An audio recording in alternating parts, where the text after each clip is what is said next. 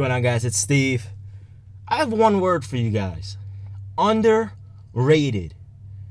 Kobe Bean Bryant is one of the most underrated players in the world at this moment. And it's so sad. It is so sad. Players like him get absolutely no recognition. And I don't understand why. I truly don't understand why. He is pretty much the same exact player Michael Jordan was, but with one less NBA championship and one less, four less MVPs? You know, he's the same exact player as Michael Jordan. Literally, not exact because he was a better scorer in terms of versatility and diversity, but, you know, pretty much the same exact player. And it's truly sad that he gets no recognition. I mean, when most people name the top 5 players of all time, you never hear them say Kobe. You hear them say LeBron, MJ, Kareem, Bird, Magic, or Tim Duncan. You know, but you never hear the name Kobe Bryant. You guys hear that with me, though. I've said Kobe Bean Bryant is the 3rd best player in the world. I've said in NBA history. I've said this on numerous occasions. I made 2 separate top 10 videos, and I'm pretty sure for the first one I said Kobe was number 3, and I'm pretty sure for the second one I also said Kobe was number 3. So Kobe Bean Bryant, a top 3 player in NBA history. Do you guys agree with me? Do you guys think he's underrated? I really do think he is. I mean, in terms of dominating the game, no one else has dominated like he has besides the people that have exceeded him in terms of Michael Jordan and LeBron James. You know, I mean, that's why I think Kobe's the 3rd in my opinion, the 3rd best ever in my opinion. You know, I mean, all right, let's look at his accolades. 25, 5, and 5 for his career. Okay, that's pretty freaking elite.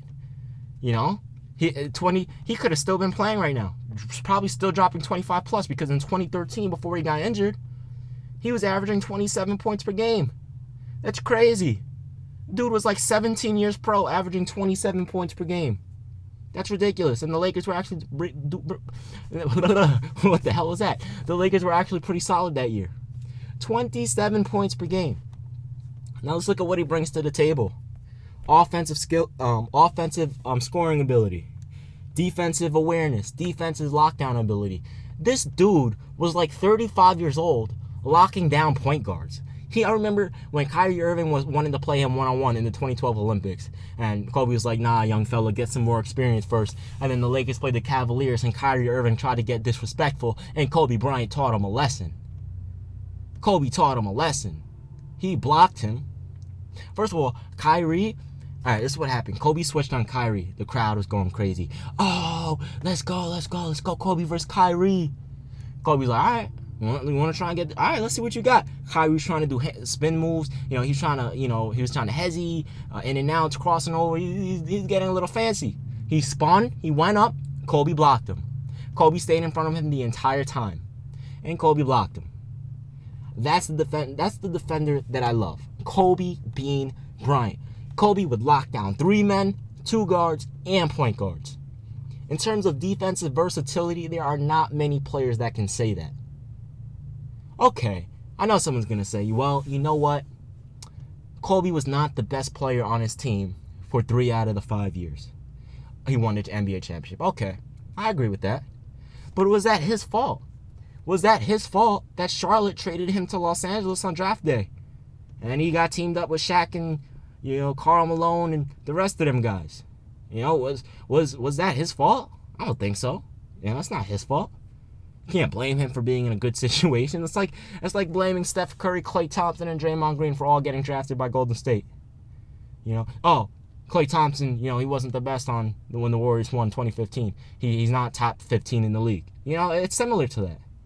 You know, so in terms of that doesn't make sense. It doesn't make sense. You know, so when people bring up the fact, like, okay, Kobe, he wasn't the best. Okay, I understand. He wasn't, you know, the best for 3 out of 5 years. But, again, it's not his fault, you know? And then let's not act like he wasn't playing really good, like he wasn't a top 5 player in the world at that time. I mean, the dude was still averaging around 28. You know, come on. You know, and then when you want to talk about dominating the sport of basketball, this dude dominated the sport of basketball for over a decade. Non-stop. Barely getting injured until the end of his career. You know, non-stop dominating the NBA. Whether it's 3 straight 50-point games an 81-point game, the second highest scoring game in NBA history. And it's not like it was a blowout and he was still in the game. That was a close game against the Toronto Raptors. A close game. He's always outplayed, for the most part, NBA superstars that he's matched up against. 2000, let's go to 2009 against Melo. What happened? He averaged, I think Melo averaged around 24, and Kobe averaged like 26. And they beat the Nuggets in 6. And I remember in the regular season 08-09, the Lakers ended the Cavaliers' home game win streak. I mean, Kobe's always outdoing people, whether it's hitting up buzzer beater in prime D-Wade's face, who, by the way, is one of the most versatile defenders of all time and the third best shooting guard ever.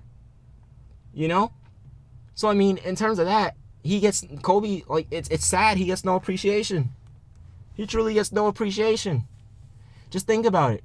Every single time you ask someone, what are their top 10 players in NBA history? I guarantee you, Kobe Bryant's not even in the top 5. And even if he is in the top 10, he's probably like 8 or 9. That's the crazy part. It's not even, first of all, some people even argue, okay, Kobe's not even top 10. I'm like, how is that even arguable? The dude is easily a top 10 player of all time. I mean, come on, he was the face of the league for almost 2 decades.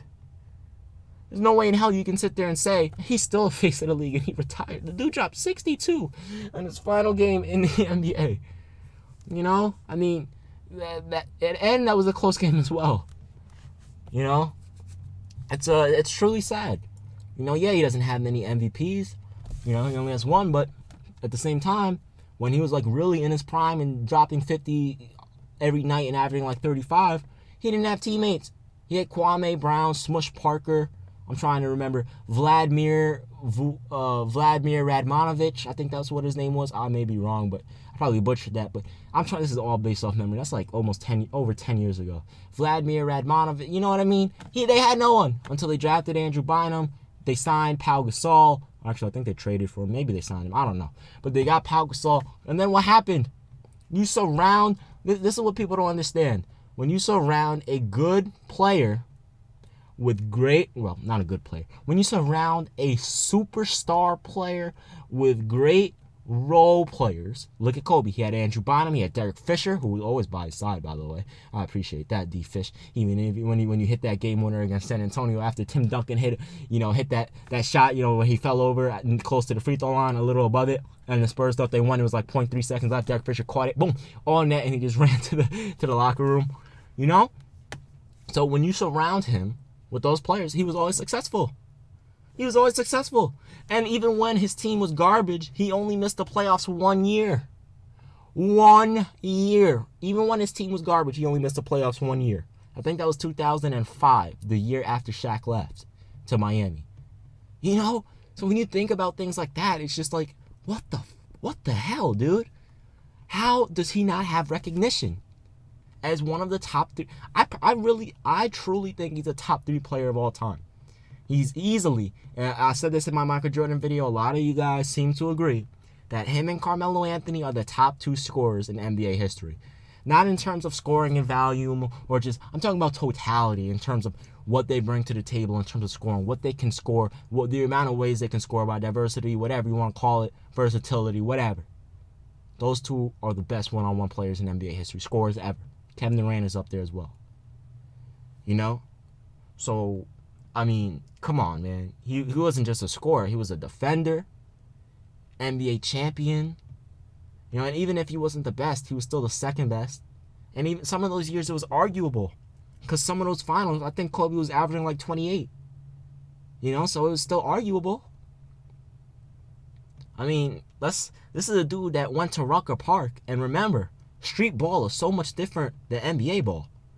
I guarantee you, I played better street ball players than there are NBA players.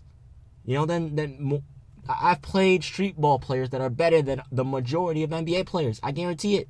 I'm from New York City. That's where the best ballers are. I guarantee it. So Kobe, being one of the top NBA players in the world, was like, all right, I'm going to go to Rucker Park. And what happened? The dude showed out. He annihilated them. So it's like, come on, man. Oh, man. Dude, I think he's like all-time and all-star MVPs, all-time and all-star scoring. Obviously that doesn't matter. He's a dunk champion. He's just Kobe Bean Bryant, man. In my opinion, he's the third best player in NBA history. I'd love to know what you guys think in the comment section below. It's Steve. I'm out of here. Peace.